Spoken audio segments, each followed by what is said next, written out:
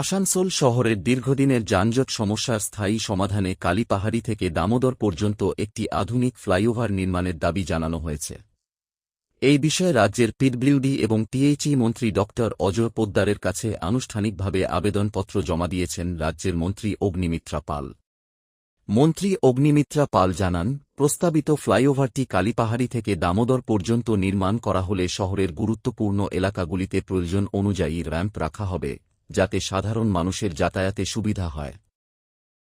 তিনি বলেন, বর্তমানে বিএনআর মোড়, বাজারসহ আসানসোলের একাধিক গুরুত্বপূর্ণ এলাকায় প্রতিদিন তীব্র যানজটের সৃষ্টি হচ্ছে।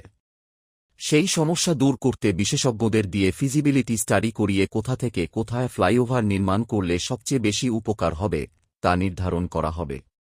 অগ্নিমিত্রা পালের দাবি, আসানসোলের ক্রমবর্ধমান যানবাহনের চাপ সামাল দিতে এই ফ্লাইওভার অত্যন্ত প্রয়োজনীয়।